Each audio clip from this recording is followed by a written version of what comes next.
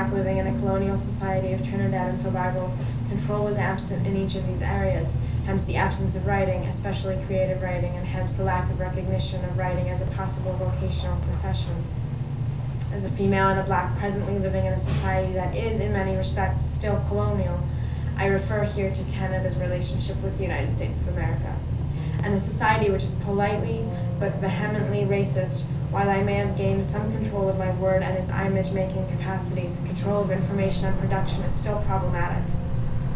For the many like me, Black and female, it is imperative that our writing begin to recreate our histories and our myths, as well as integrate the most painful of experiences, loss of our history and our word.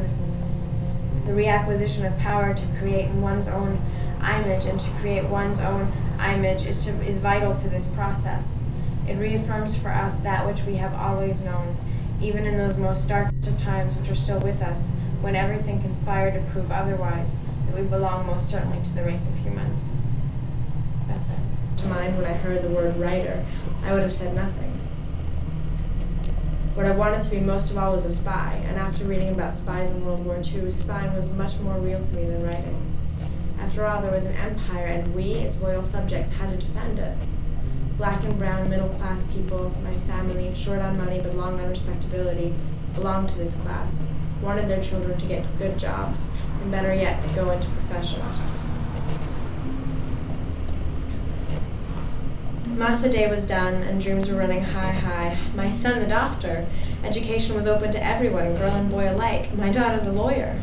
And if your son or daughter didn't manage to get that far, there was always nursing, teaching, or accounting. Failing that, there was always the civil service. Failing that, there was always the civil service. Some people might say that this was normal, since the writers we had heard about, all white, had usually starved, and you couldn't say this about doctors or lawyers. Salvation of the Black middle classes, so we believed, and a profession was the best proof you had to put servitude behind you, and were becoming more like the upper classes. Writing was no help in this at all. In high school, I was learning about many things: English literature, French history, American history, and finally, in my 5th year, West Indian history. Poor ass cousin English history, and the name V.S. Naipaul was there somewhere. V.S. Naipaul, writer. It was a sister of his who taught me in high school who first mentioned him to us, her students. But V.S. Naipaul was Indian, and in the context of Trinidad at that time, in the eyes of the Blacks, this was a strike against him. V.S. Naipaul, the writer, we didn't understand or care to understand. Maybe without knowing it, we were already understanding how he was going to use us in his writing life. Books for show. I wasn't no stranger to them. They were all around since my father was a headmaster and living in the city meant I could get to the library easily. Books for show. Rows and rows of them at the library. As greedy belly, I read my way through Dostoevsky, Moravia, Shakespeare, Dickens. Books for show. Other people writing them. I was reading them. I wasn't different from any of the 20 or so girls in my 6th form class. None of them were looking to writing as a career, or even thinking the thought as a possibility. Profession, vocation, career, we all knew those words. The Black and brown middle classes, scholarship girls whom our teachers were exhorting to be the cream of society, the white salt of the earth. Profession, vocation, career, anything but writer. Some people are born writing, some achieve writing, and some have written writing thrust upon them. My belonging is to the last group, coming slowly to accept the blessing and yoke that is writing, that which so doing I have come upon an understanding of language, good English, bad English, Queenlingish and Kinglish, and anguish that is English in colonial societies. The remembering, the revolutionary language of Massa Day done, change fomenting, not in the language of rulers, but in the language of the people. Only when we understand language and its role in a colonial society can we understand the role of writing and the writer in such a society. Only then, perhaps, can we understand why writing was not, and still, to a large degree, is not recognized as a career, profession, or a way of being in the Caribbean, and even among Caribbean people resident in Canada. She moved to Canada.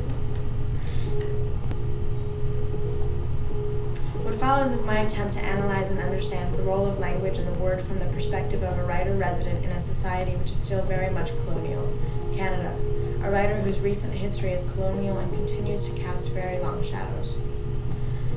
Fundamental to any art form is the image, whether it be the physical image as created by the dancer or choreographer, the musical image of the composer and musician, the visual image of the plastic artist, or the verbal image, often metaphorical, of the writer and poet. For the purposes of this essay, I will be confining myself for the most part to the concept of image as it relates to the writer.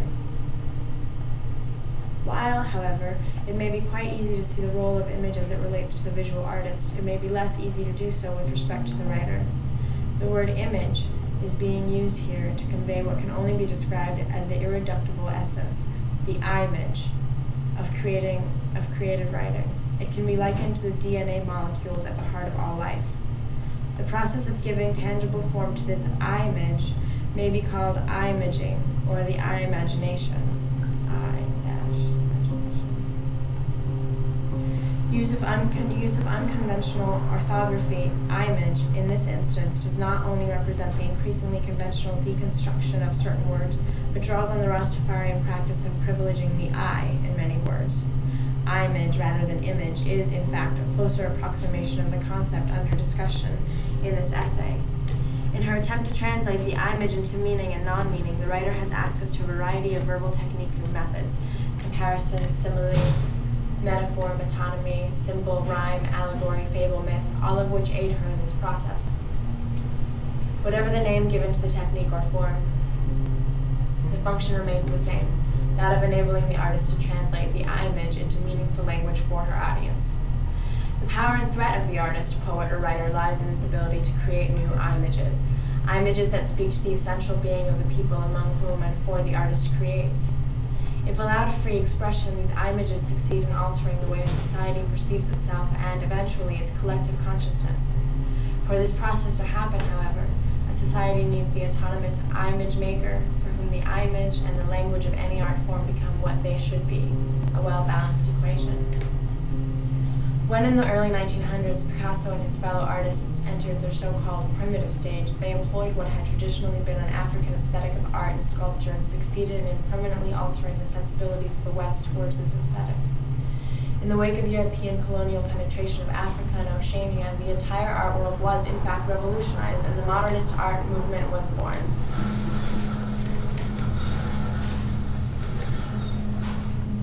These changes did not necessarily increase the understanding or tolerance of the West for Africans in Africa, but people began to perceive differently.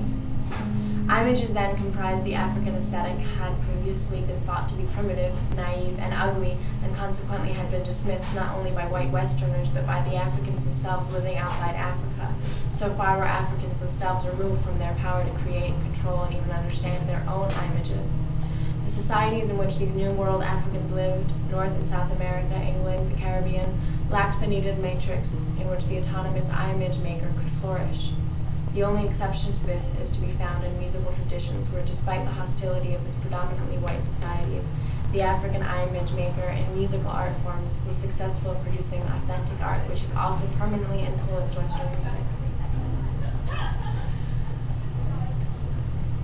Caribbean society has been a colonial society for a much longer time than not, and the role of the image maker, and image control are significant. The societies that comprise the Caribbean identity may be identified by A. The significant lack of autonomy in the creation and dissemination of images. B. Opposition to the ruling classes both at home and abroad to the creation of images that challenge their image-making powers and status quo. C.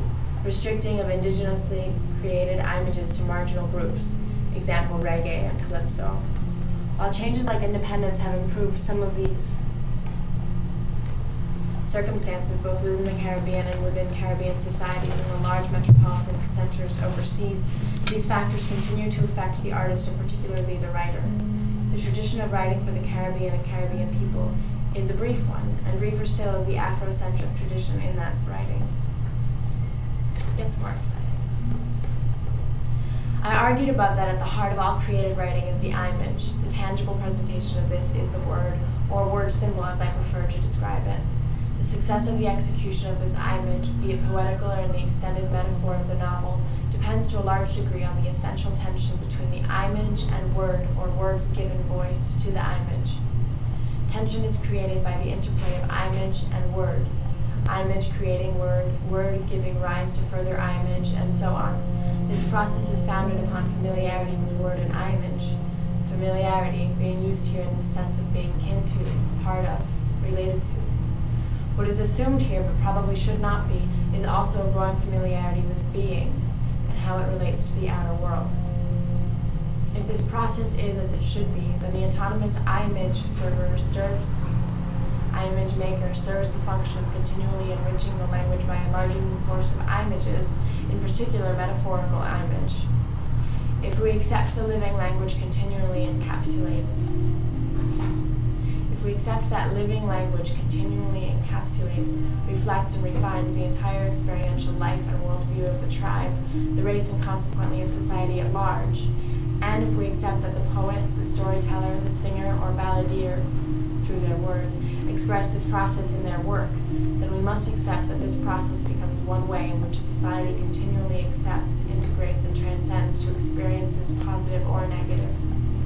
For it is through those activities, poetry, storytelling, and writing, that the tribe's experiences are converted and transformed to image and to word almost simultaneously, and from word back to image again.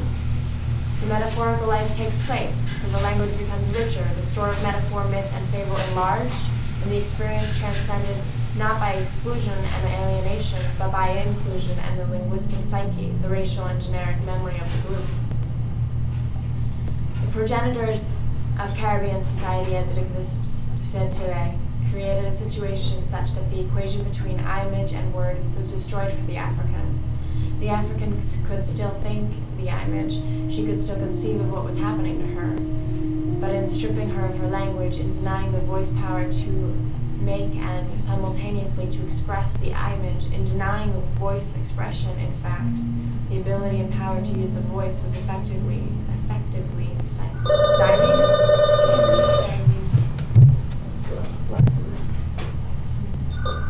All straight.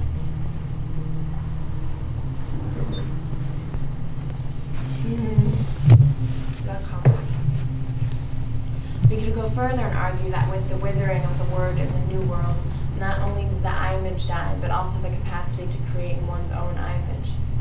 The bridge that language creates, the crossover from image to expression, was destroyed, if only temporarily.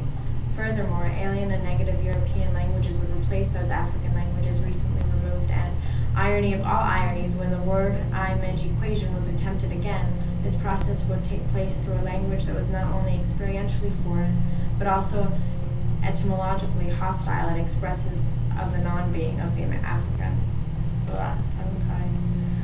To speak another language is to enter another consciousness. Africans in the New World were compelled to enter another consciousness, that of their masters, while simultaneously being excluded from their own. While similar prohibitions extended to music at various times, language was one of the most important sites of struggle between the Old World and the New World. The outcome of this struggle was the almost absolute destruction and obliteration of African languages. Together with the accompanying act of renaming by the European, this was one of the most devastating and successful acts of aggression carried out by one people against another. African musical art forms probably owe their survival and persistence to the fact that they were essentially non-verbal. Once the image-making power of the African had been removed or damaged by denial of language and speech, the African was then forced back upon the raw experience without the linguistic resources to integrate and eventually transcend it. The resulting situation became one in which the African was decontextualized, except insofar as her actions generated profits for the owners. The language within which that decontextualization flourished was in itself and at best a decontextualized one for the African. At worst, the language would serve to destroy. Language therefore succeeded in pushing the African further away from the expression of her experience and consequently the meaning of it. The African in the Caribbean could move away from the experience of slavery in time. She could even acquire some perspective upon it, but the experience, having never been reclaimed and integrated metaphorically through the language, and so within the psyche, could never be transcended. To reclaim and integrate the experience required autonomous image makers, and therefore a language with the emotional, linguistic, and historical resources capable of giving voice to the particular images arising out of the experience. In summing up his efforts to augment the English language in the 16th century, Sir Thomas Elyot wrote, quote, "I extended to augment our English tongue, English, ENGLYSHE, whereby men should as well express more abundantly the thing," again, THYNGE, "that they conceived in their hearts, wherefore language was ordained, hang wordus apt for the purpose," end quote. That the African needed to express, quote, "more abundantly the thing they conceived in their hearts," end quote, is undisputed. That the English language lacked, quote, "words apt for the purpose," cannot be denied. Over and above her primary function as a chattel and unit of production, the English language merely served to articulate the non-being of the African. The purpose for which language was ordained would remain unfulfilled. I would argue further that it is impossible for any language that inherently denies the essential humanity of any group or people to be truly capable of giving voice to the images of experience of that group without tremendous and fundamental changes within the language itself. In this instant case, however, since there was no possible expression of the New World experience within any African language, the imaging could only be expressed through the English language. Essentially, therefore, what the African would do is use a foreign language expressive of an alien experiential life, a language comprised of word symbols that even then had affirmed negative images about her, and one which was but a reflection of this experience of the European ethnocentric worldview. This would eventually become her only language, her only tool to create and express images about herself and her life experiences, past, present, and future. The paradox at the heart of the acquisition of this language is that the African learned both to speak and to be dumb at the same time, to give voice to the experience and image yet remain silent. That silence has had profound effect upon the English-speaking African-Caribbean artist working in the medium of words. Speech, voice, language, and word all are ways of being in the world, and the artist working with the image and giving voice to it is being in the world. The only way the African artist could be in this world, that is, the New World, was to give voice to the split image of voice silenced. Ways to transcend that contradiction had to and still have to be developed, for that silence continues to shroud the experience, the image, and so the word. As the poet Cecilia Bustamante writes in The Poet Her Text, quote, "Within this radius of language, she discovers that having adapted herself as a vehicle of communication for historical and cultural moments between a dominant culture and a dominated one, language is becoming one more tool of subordination, replacement, pressure, and distortion. Its potential is unexpressed, a proof that it suffers from margination, a proof that it suffers from margination of the dominated, or rather, the threat of being unable to internalize her own culture which has been violated. In order to express this reality, the social functions of language, it fosters either its communicative values or silence. Reflecting a similar stress, it detects the multiple structures of violence.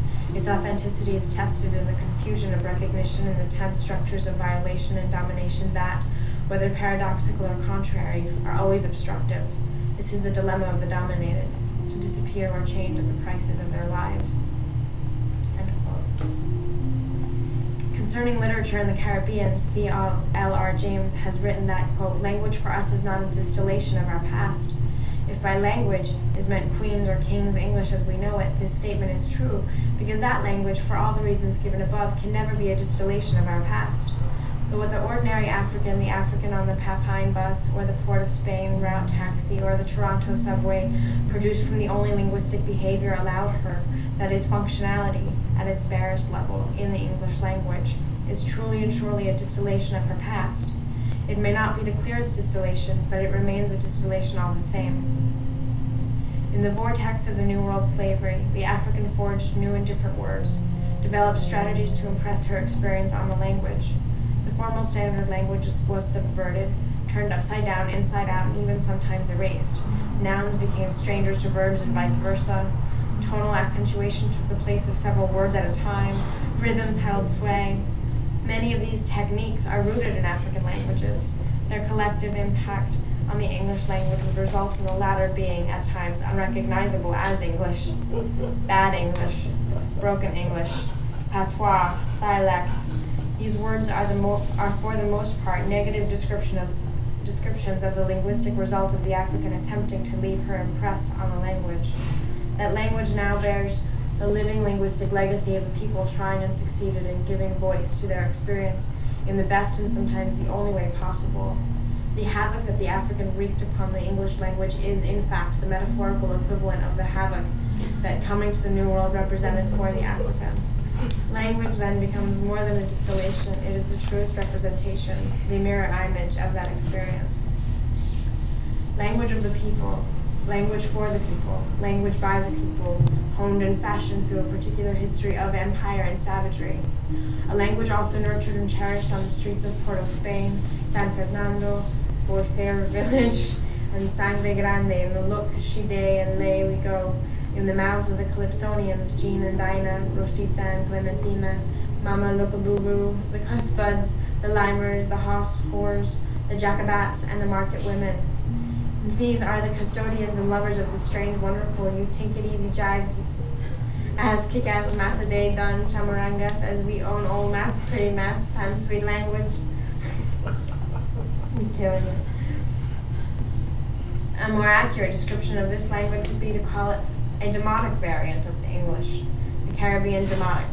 The excitement for me as a writer comes in the confrontation between the formal and the demotic within the text itself. In the absence of any other language by which the past may be repossessed, reclaimed, and its most painful aspects transcended, English in its broadest spectrum must be made to do the job. To say that the experience can only be expressed in standard English, if there is such a thing, or only in the Caribbean demotic, there is such a thing, is, in fact, to limit the experience for the African artist working in the Caribbean demotic. It is in the continuum of expression from standard to Caribbean English that the veracity of the experience lies. One can never be less than self-conscious as an African Caribbean writer working in any of the demotic variants of English, whether the demotic variant be a form of standard English or Caribbean English. And for the writer from the Caribbean, language must always present a dilemma. At its most simple, the dilemma can be resolved to an either-or dichotomy. Either one writes in a demotic variant of English, or one writes in straight English. Choice of one or the other in this scenario is often seen as a political choice, and much bad writing takes place on either side of the divide in the name of linguistic validity. It is not sufficient, however, to write only in a dialect, for to then there remains a parallel and closed experience, although part of the same language. Neither is it sufficient to write only in what we have come to call standard English. The language as we know it has to be dislocated and acted upon, even destroyed, so that it begins to serve our purposes. It is our only language, and while it is our mother tongue, ours is also a father tongue. Some writers, Derek Walcott and Wilson Harris, immediately come to mind, having publicly acknowledged their gratitude for the blessing conferred on them by the imposition of the English language, and have, in fact, refused to acknowledge that there even exists a dilemma. Others, like Earl Lovelace, have taken up the challenge that the anguish that is English presents for all African Caribbean people. The issue is, however, much more complex than either-or dichotomy suggests. The place African Caribbean writers occupy is one that is unique, and one that forces the writer to operate in a language that was used to brutalize and diminish Africans so that they would come to a profound belief in their own lack of humanity. No language can accomplish this, and to a large degree English did, without itself being profoundly affected, without itself being tainted. The challenge, therefore, facing the African Caribbean writer who is at all sensitive to language and to the issues that language generates, is to use the language in such a way that the historical realities are not erased or obliterated, so that English is revealed as the tainted tongue it truly is. Only in so doing will English be redeemed. Subversion of the language has already taken place. It began when the African in the New World, through alchemia, the art of the black in Egypt, practice has succeeded in transforming the leavings and detritus of a language and infused it with her own remembered linguistic traditions. Much more must now be attempted. If we accept the earlier premises that at the heart of the language lies the image, metaphorical or otherwise, and that to the artist falls the task of articulating and presenting this image to the people, then the attack must be made at the only place where any true change is ever possible, at the heart of the language, the image and the simultaneous naming of it. The African artist in the Caribbean and the New World must create in, give voice to, and control her own images. This is essential for any group, person, or people, but more so for the African in the New World, since in one sense, our coming upon ourselves, a revelation to ourselves in the New World, was simultaneous with a negative representation of ourselves to ourselves by a hostile imperialistic power, and articulated in a language endemically and etymologically hostile to our very existence. In a very real sense, it can be argued that for the African in the New World, learning the English language was simultaneous with learning of her non-being, her lack of wholeness. The experience of the African in the Caribbean and the New World is now, however, as much part of the English collective experience as England is part, for better or worse, of the African experience. In the same manner, for instance, that Germany will always be a part of the Jewish collective experience and vice versa. That experience expressed in the language, a language that is shared yet experientially different in both groups, has been and continues to be denied. Hence terms like broken or bad English or good English, all of which serve to alienate the speaker even further from her experience. If the language is to continue to do what language must do, if it is to name and give voice to the image and the experience behind that image, the thing we conceive in our hearts, and so house the being, then the experience must be incorporated in the language, and the language must begin to serve the recreation of those images. There are certain historical and sociological, not to mention etymological, reasons why when we hear certain words and phrases such as thick lips or kinky hair, the accompanying images are predominantly negative. Such expressions connote far more than they denote. From whose perspective are the lips of African thick or her hair kinky? Certainly not from the African's perspective. How then does the writer describe the Caribbean descendants of West Africans so as not to connote the negativity implied in the description, such as thick lips? Journal entry, December 11th, 1986. Testimony stoops to mother tongue. I want to write about kinky-haired flat noses. Maybe I should be writing about the language that kinked the hair and flattened noses, made jaws prognathous. This is how I tried to meet this particular challenge in a particular poem. It is but a small example of the challenge facing the African Caribbean writer who is interested in making English her home. The challenge is to recreate the images behind these words so that the words are being used newly. The African in the Caribbean and the New World is as much entitled to call the English language her own as the Englishman in his castle. However, just as we have had to make that image our own, so too he be made to acquire our images, since we are both heirs to a common language, albeit to different linguistic experiences. Our experiences have touched in both negative and positive ways, and we remain forever sensitive to each other through the language. For too long, however, we have been verbal or linguistic squatters, possessing adversely what is truly ours. If possession is, in fact, 9/10 of the law, then the 1/10 that remains is the legitimization process. It is probably the hardest part, this reclaiming of our image-making power in what has been for a long time a foreign language. It must be done. It is, perhaps, ironic that New World Africans, descendants of cultures and societies where the word and the act of naming was the focal point and fulcrum of societal forces, should find themselves in a situation where the word, their word, and the power to name was denied them. Traditionally, for instance, in many West African societies, until named, a child did not even acquire recognizable and discernible human identity. In the New World, after the destruction of the native peoples, Africans would be renamed with the name of the stranger.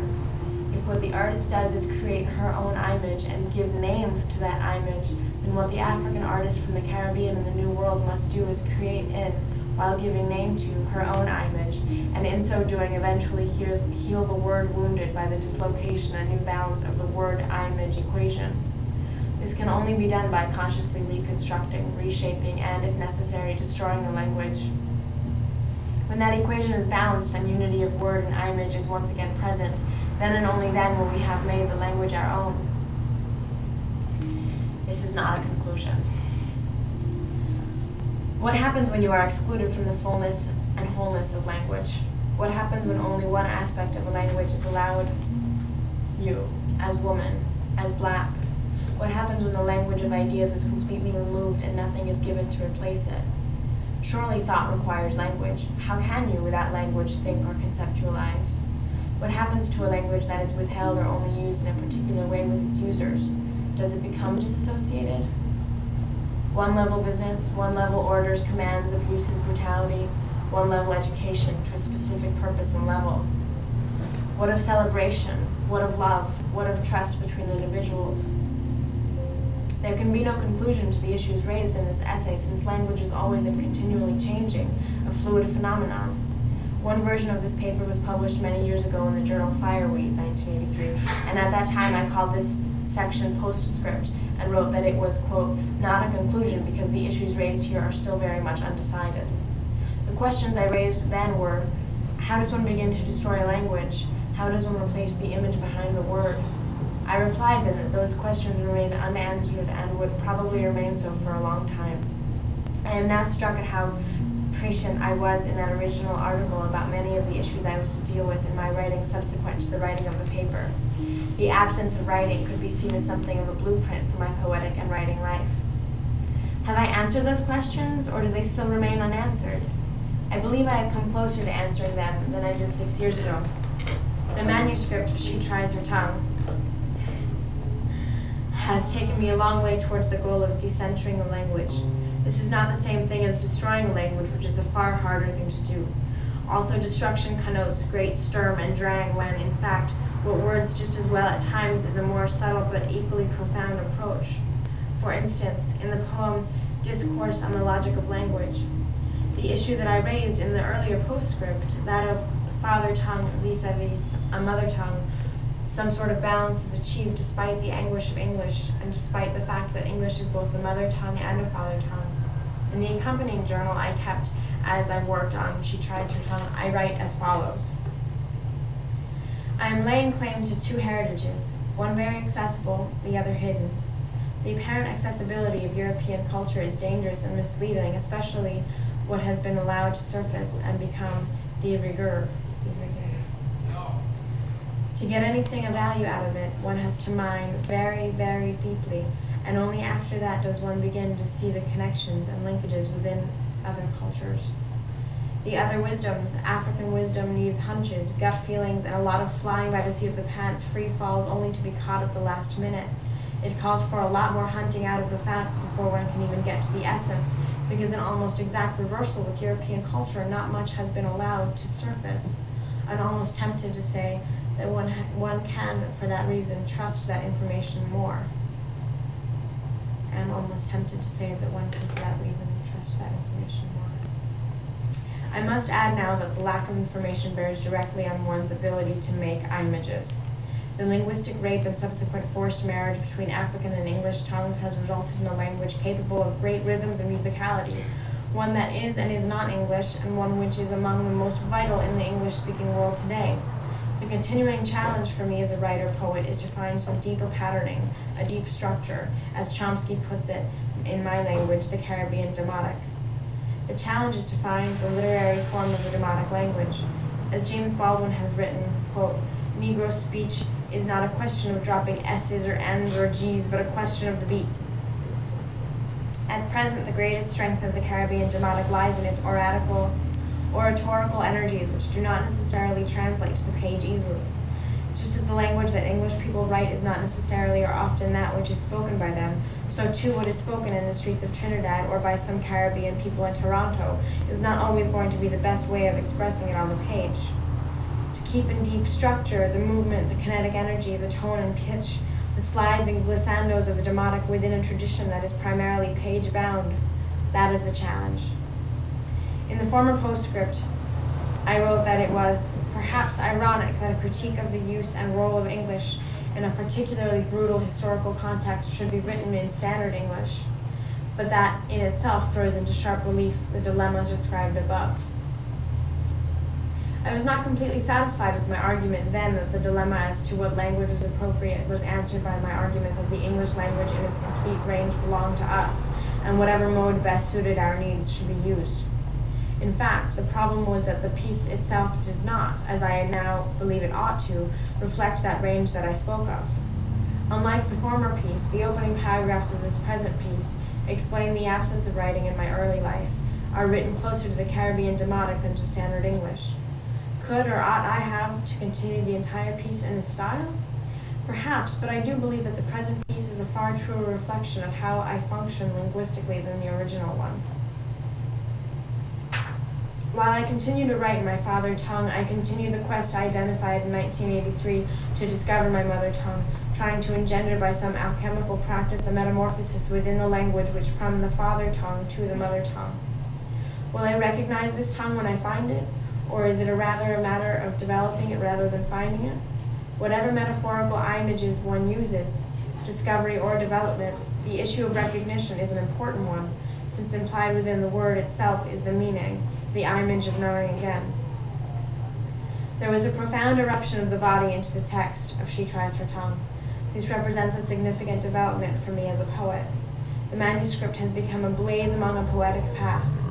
In the New World, the female African body became the site of exploitation and profoundly anti-human demands, forced reproduction along with subsequent forceful abduction and sale of children. Furthermore, while the possibility of rape remains amorphous threat it is, the female body continues to be severely circumscribed in its interaction with the physical surrounding space and place. How then does this affect the making of poetry, the making of words, the making of images if poetry, as I happen to believe, begins in the body and ends in the body? She Tries Her Tongue is the first blaze along the path to understanding and resolving this particular conundrum. I continue, as I did in the former postscript, to see the issue as being one of power and so control. I still, as I did then, fear being reductionist, but writing does entail control in many areas. Control of the word, control of the image, control of information which helps in the process of image making, and equally important, control in the production of the final product.